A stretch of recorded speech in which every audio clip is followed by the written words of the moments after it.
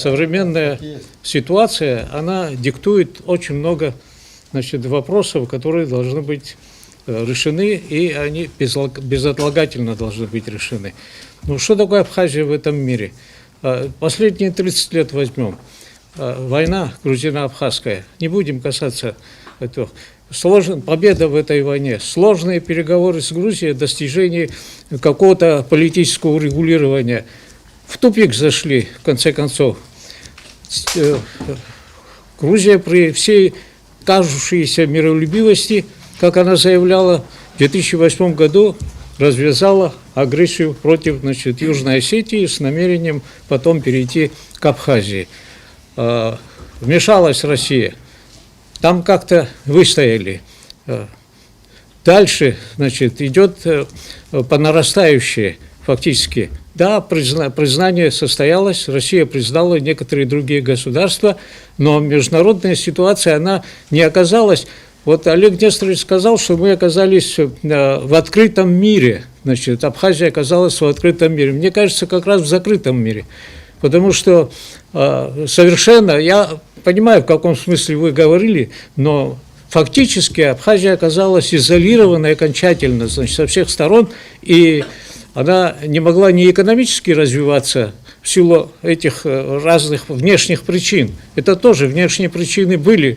Я не хочу говорить о внутренних, потому что обо всем этом здесь Хатуна хорошо говорила, но внешние причины были очень веские. Вспомните, какая блокада была экономическая, политическая изоляция, экономическая блокада. Вспомните, что творилось на границе с Россией, какие препятствия. Надо вернуться к послевоенным годам, чтобы в полной мере представить то состояние, в котором мы находились. Мы, по-моему, кое-что забыли. И даже те шаги, которые уже были сделаны, немножко какое-то улучшение, мы, конечно, хотим больше, чтобы было сделано, но оно было фактически невозможно.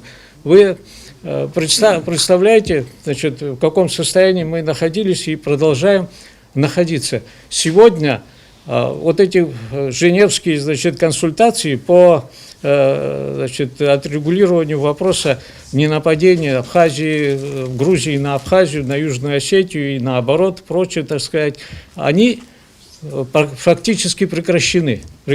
Запад не хочет этого абсолютно. Ну зачем?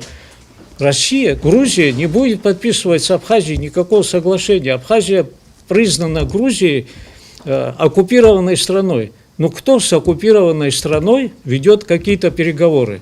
Мы готовы вести какие-то переговоры, но по поводу поствоенного урегулирования.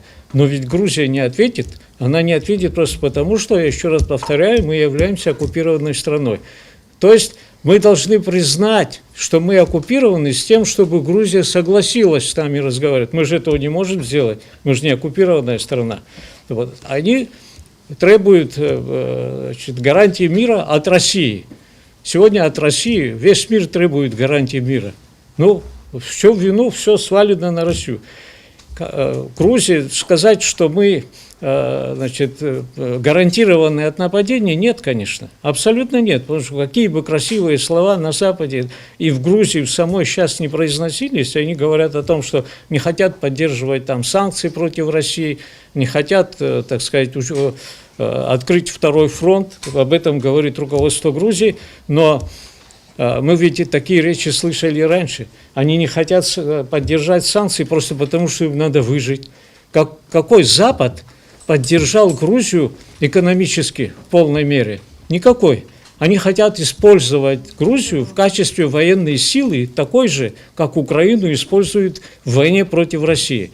И развязать второй фронт для них это голубая мечта. Это Приднестровье будет ли Абхазия. Со всех сторон, значит, они готовы это делать. Вот в этих условиях находимся. И верить им на слово, конечно, нельзя. Россия делает все, что от нее зависит. Посмотрите, Россия при всех ее возможностях ищет себе союзников. Ищет союзников в мире. Китай. Это величайшая сила, которая, так сказать, поддерживает. Не было бы этого союза, я не знаю, что бы могло произойти. Другие страны, в Африке, например, все эти усилия направлены на то, чтобы собрать какое-то количество государств, которые поддерживали бы вместе, поддерживали бы идеи, которые отстаивает Россия, многополярность и все остальное. Америка оказалась командиром.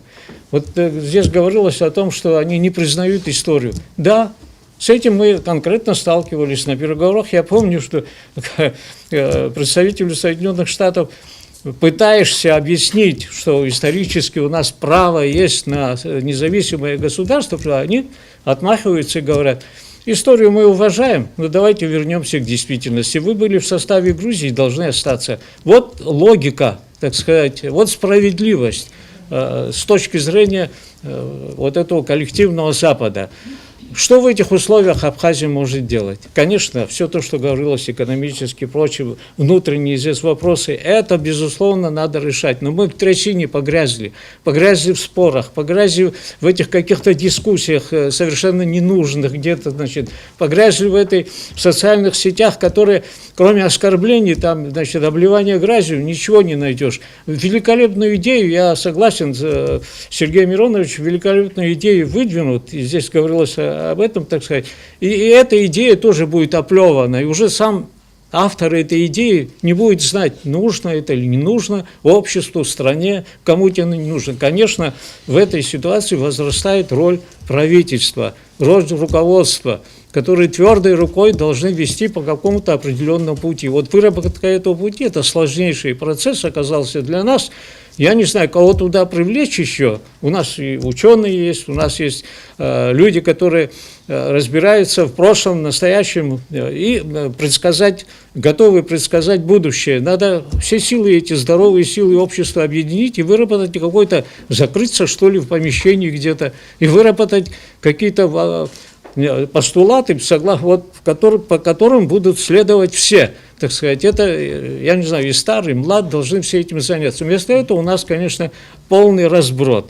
Вот, и в Абхазии сейчас, например, речь идет, какие страны еще могут признать Абхазию. Вот Белоруссия. В последнее время, значит, надежды возлагались на Белоруссию, потому что, она, так сказать, союзное государство. С Россией не образовали. Если мы будем признаны, значит, каким-то образом, каким-то боком, так сказать, мы тоже можем участвовать в этом союзе и прочее. Все эти вопросы, а вокруг этого сколько? Никакого союза нам не надо, ни с кем не надо. Мы одни, мы такое мощное государство.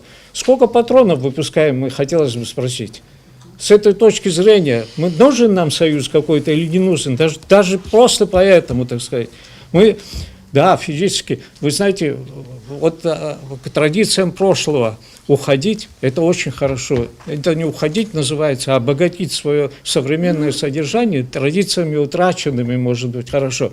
Но мы ведь в современном мире живем в другом мире, в мире, когда атомные бомбы у государств возникли. Это совершенно другая ситуация. И современный мир, современное государство, живущее по Конституции, а не по каким-то другим правилам, значит, оно, конечно, должно отвечать тем требованиям, которые сегодня предъявляются обществу. И мы должны расти, мы должны обрастать новыми идеями, так сказать, воплощать, и новыми знаниями.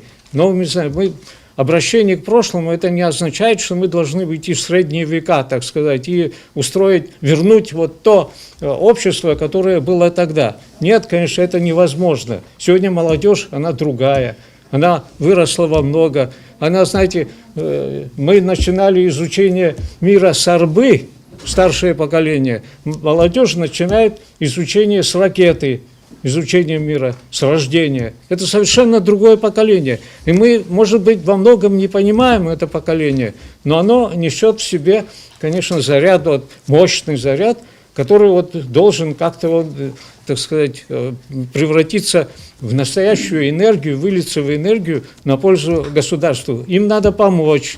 Значит, помочь – это не значит, что нужно назначить на посты, там сесть рядом и подготовиться к этой жизни.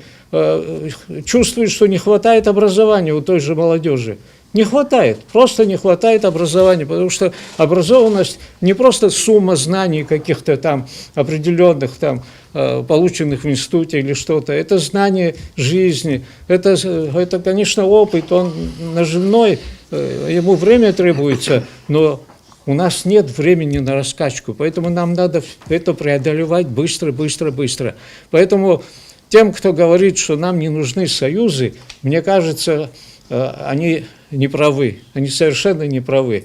Да, конечно, потеря суверенитета недопустима, но когда государство становится признанным, и оно вступает в отношения с другими государствами, конечно, какие-то вещи, так сказать, делегируются другому государству, какие-то вещи другое государство, если оно союзное, делегирует тебе, это взаимно, взаимно, и ничего страшного нет, если маленькое государство, меньшее государство по мощности, по экономическому, так сказать, своему уровню, по всему, и по военной мощи гарантирует, то есть рекомендует, предоставляет другому государству больше прав. Вот у нас база расположена, нашу границу охраняют.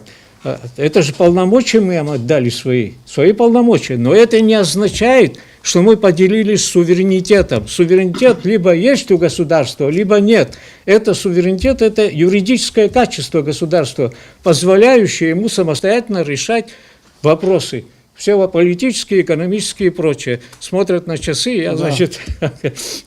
я просто хочу сказать, что мы не должны бояться союзов, мы должны бояться одиночества, которое губило нас всегда, и оно может окончательно погубить нас. Мы окажемся перед такими силами, с которыми справиться не сможем. Поэтому и отношения с Россией нам надо углублять. Я не говорю о том, что мы должны раствориться в России. Нет, конечно, это исключено. Но развитие отношений, углубление отношений, это не означает, что мы должны потерять свой суверенитет. Бояться этого не надо.